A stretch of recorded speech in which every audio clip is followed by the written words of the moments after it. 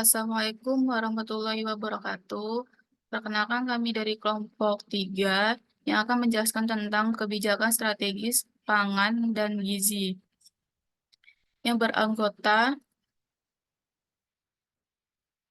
Afifa Destalia Miranda, Debbie Setiawati, Dera Sisaura, Fania Feriza Putri, Fatimah Nurdianti, Siva Karinasari, Siti Huswatun, dan Yuni Lestari Ayu.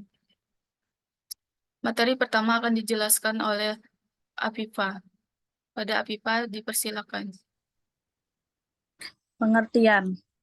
1. Kebijakan strategis pangan dan gizi yang selanjutnya disingkat dengan KSPG adalah kebijakan strategis dalam pembangunan pangan dan gizi guna mewujudkan sumber daya manusia yang berkualitas dan berdaya saing.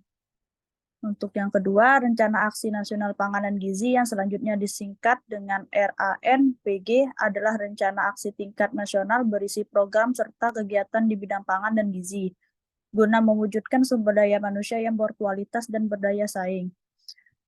Ketiga, Rencana Aksi Daerah Pangan dan Gizi yang selanjutnya disingkat dengan RADPG adalah rencana aksi tingkat provinsi dan kabupaten atau kota berisi program serta kegiatan di bidang pangan dan gizi guna mewujudkan sumber daya manusia yang berkualitas dan berdaya saing.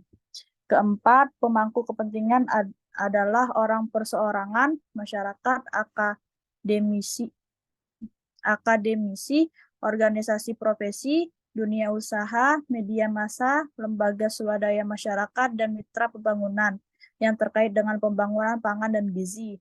Pasal 1 Undang-Undang Nomor 83 Tahun 2017.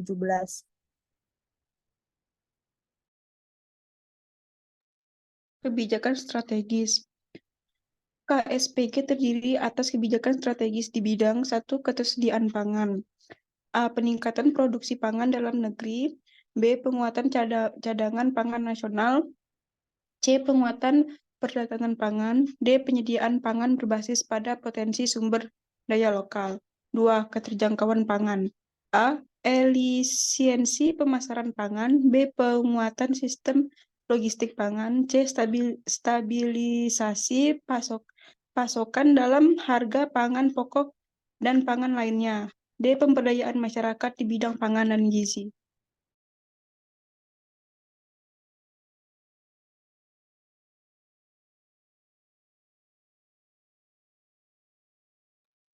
Selanjutnya 3. Pemanfaatan pangan. Pengembangan pola konsumsi pangan beragam, bergizi, seimbang, dan aman. Pengembangan jejaring dan informasi pangan dan gizi, peningkatan dan pengawasan keamanan pangan. Yang keempat, perbaikan gizi masyarakat, yaitu perbaikan pola konsumsi pangan perseorangan dan masyarakat yang beragam, bergizi, seimbang, dan aman. Perbaikan atau pengayaan gizi pangan tertentu. Penguatan pelaksanaan dan pengawasan regulasi dan standar gizi. Yang kelima, penguatan kelembagaan pangan dan gizi, yaitu penguatan kelembagaan pangan dan gizi tingkat nasional yang telah ada. Selanjutnya, penguatan peran kelembagaan pangan dan gizi daerah, provinsi, dan kabupaten atau kota yang telah ada.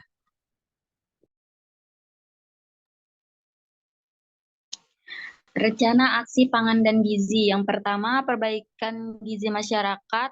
A. Promosi dan pendidikan masyarakat. B. Pemberian suplemen gizi. C. Pelayanan kesehatan dan masalah gizi. D. Pemberdayaan masalah pangan dan gizi. E. Jaminan sosial yang mendukung perbaikan pangan dan gizi. F. Pendidikan anak usia dini. Dan yang kedua, peningkatan aksesibilitas pangan yang beragam. A. Produk pangan dalam negeri. B. Penyediaan pangan berbasis sumber daya lokal.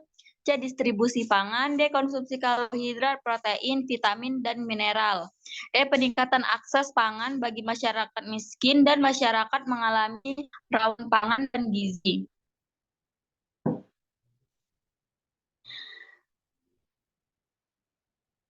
Dan mutu keamanan pangan, pengawasan regulasi dan standar gizi. B. pengawasan keamanan pangan, C. Pengawasan keamanan, D. Pengawasan pangan, sarana air minum dan tempat-tempat umum, E. Promosi keamanan pangan. Dan yang keempat, perilaku hidup bersih dan sehat. A. Pencegahan penyakit menular, B. Pencegahan pengendalian penyakit tidak menular, C. Penyediaan air bersih dan sanitasi, D. Penerapan kawasan tanpa rokok, E. Penerapan perilaku sehat. Dan yang kelima, koordinasi bangunan pangan dan gizi. A. Perencanaan pangan dan gizi, B. Penguatan peranan lintas sektor, C. Penguatan pencatatan sipil dalam perbaikan gizi, D. Perlibatan pemangku kepentingan, E. Pemantauan dan evaluasi, F. Penyusunan dan penyampaian laporan.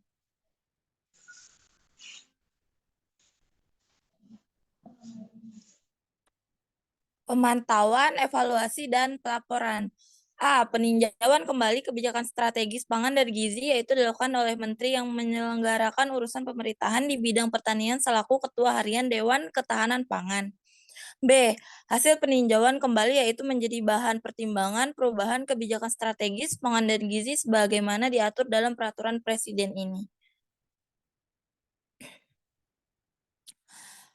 Pendanaan pelaksanaan kebijakan strategis pangan dan gizi dibebankan kepada anggaran pendapatan dan belanja negara, anggaran pendapatan dan belanja daerah, serta sumber lain yang sah sesuai dengan ketentuan peraturan perundang-undangan. Dapat disimpulkan bahwa kebijakan strategis pangan dan gizi yang selanjutnya disingkat KSPG adalah kebijakan strategi dalam pembangunan pangan dan gizi guna mewujudkan sumber daya manusia yang berkualitas dan berdaya asing. KSPG terdiri atas kebijakan strategi di bidang ketersediaan pangan, keterjangkauan pangan, pemanfaatan pangan, perbaikan gizi masyarakat, dan penguatan kelembagaan pangan dan gizi. Rencana Aksi Nasional Pangan dan Gizi selanjutnya perbaikan gizi masyarakat, meningkatkan stabilitas pangan yang beragam, mutu dan keamanan pangan, perilaku hidup bersih dan sehat, dan koordinasi pembangunan pangan dan gizi.